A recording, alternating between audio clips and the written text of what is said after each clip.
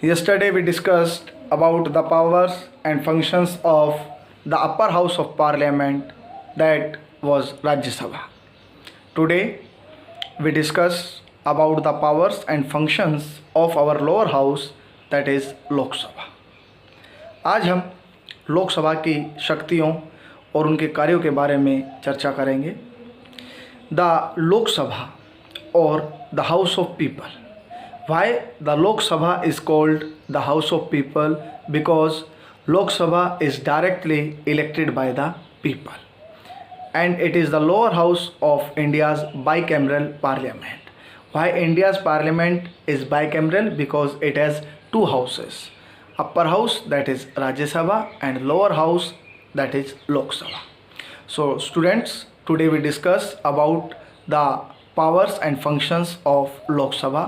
So first power that we discuss here about the legislative functions. What are the legislative functions of Lok Sabha? Money bills originate in the Lok Sabha. As we discussed yesterday, that money bill does not introduce in Rajya Sabha. It can introduce only in the Lok Sabha. धन विधेयक को केवल और केवल हम लोक सभा के अंदर ही प्रस्तुत कर सकते हैं. Any type of bill can be introduce in the Lok Sabha. किसी भी प्रकार के बिल को लोकसभा के समक्ष प्रस्तुत किया जा सकता है.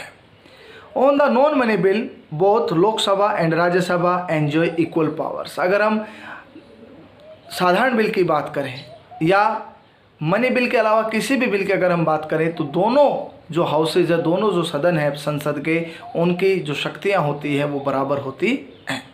If there is a deadlock on ordinary bills, both houses sit for a joint meeting where Lok Sabha enjoys a numerical advantage. As you know that maximum number of Lok Sabha will be 552 and maximum number of Rajya Sabha 250.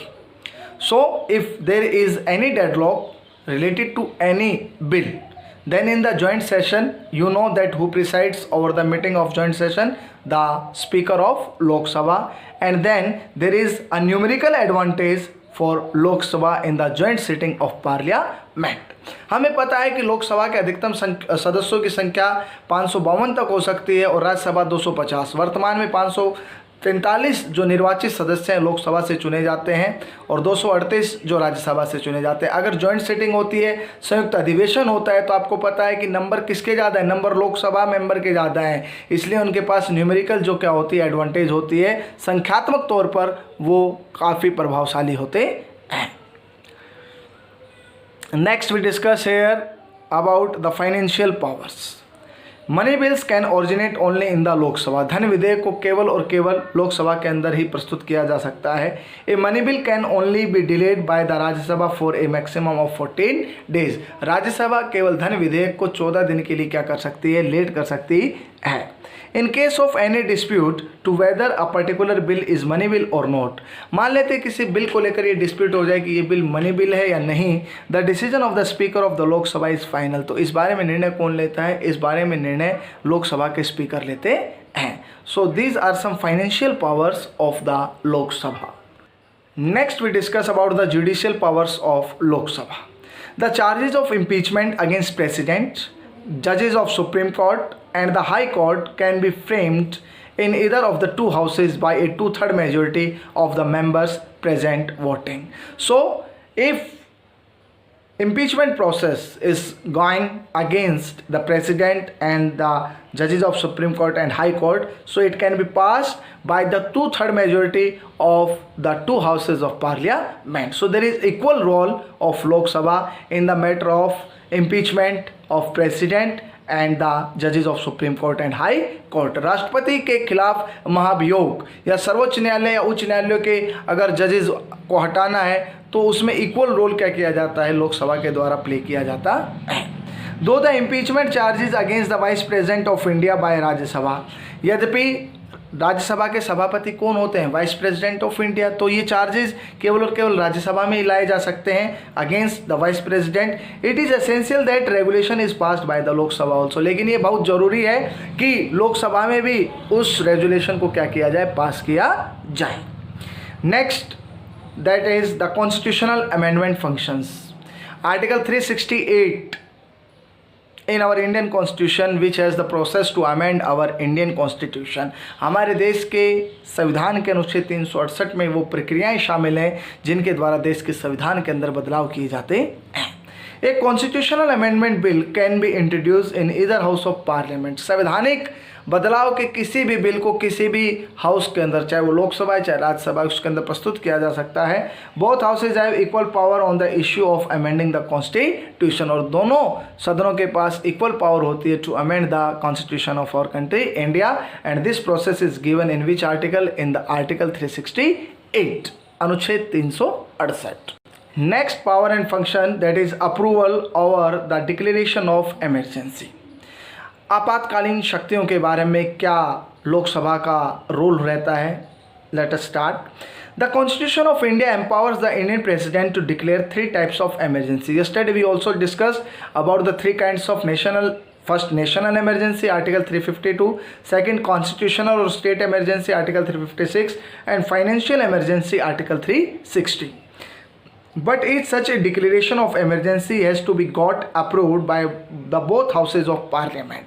राष्ट्रपति जी के पास 3 आपातकालीन शक्तियाँ हैं, लेकिन आपातकालीन शक्तियों का प्रयोग राष्ट्रपति कैबिनेट मिनिस्टर के एडवाइस के अकॉर्डिंग करता है, लेकिन उस इमरजेंसी को किसके द्वारा अप्रूवल मिलना बहुत ज़रूरी होता है? Both houses of parliament. In case the Lok Sabha dissolve at the time of declaration of emergency. मान लेते हैं कि आपातकाल की घोषणा करते समय लोकसभा भंग हो चुकी है, तो उसे उस बिल को किसके द्वारा पास किया जाना चाहिए? अप्रूव किया जाना चाहिए by the Rajya Sabha. It has to be approved by the Rajya Sabha. तो उस डिक्लेरेशन को राज्यसभा के द्वारा अप्रूवल मिलना चाहिए. Next, that is control over executive. The council of ministers is responsible to the Lok Sabha because the ruling party is always formed by that political party that has majority in the Lok Sabha. Cabinet का निर्माण सत्ताधारी सरकार के द्वारा, उस राजनीतिक दल के द्वारा किया जाता है जिसका लोकसभा के सदन में क्या होता है? बहुमत होता है. The Lok Sabha can pass a no confidence motion against the Council of Ministers headed by the Prime Minister. और लोकसभा के पास ये पावर है कि वह सत्ताधारी सरकार या गवर्नमेंट के खिलाफ नो कॉन्फिडेंस मोशन लाकर उन्हें क्या कर सकती है? पदमुक्त कर सकती है, अर्थात उन्हें सत्ता से हटा सकती है. The Lok Sabha controls the executive through adjournment motion by asking questions, debates and discussions. By this process, लोक सभा कंट्रोल करती है किसको? एग्जीक्यूटिव को.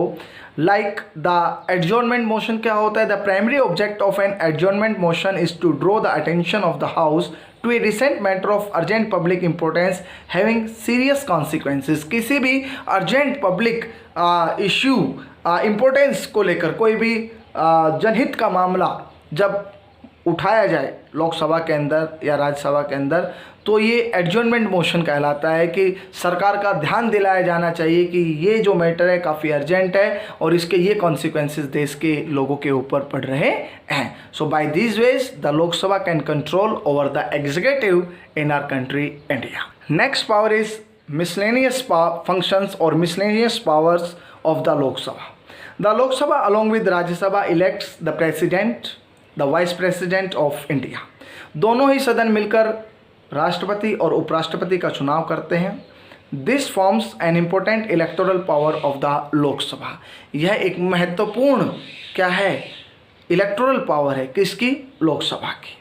The Lok Sabha can discuss the proposal passed by the Council of States for the removal of the Vice President. Yes, if there is any charge against the Vice President of India, that can be introduced only in the Rajya Sabha, but that can be passed by the Lok Sabha also.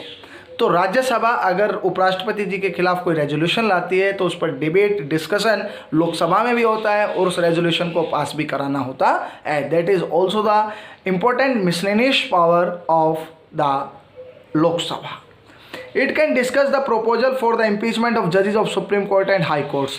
कोई भी प्रस्ताव आता है related to the impeachment of the जजेस of Supreme Court and high court, that can be discussed by the Lok Sabha and passed by the Lok Sabha. The approval of the both houses of parliament in case of emergency is essential. अगर आपातकाल की घोषणा होती है तो संसद के दोनों सदनों की सहमति उस पर होना जरूरी होती है, उसको अप्रूव कराना पड़ता है। So these are several functions which are done by the both houses of parliament together, the Rajya Sabha and Lok Sabha. So dear students, today we discuss about the functions and the powers of Lok Sabha. Thank you and have a nice day.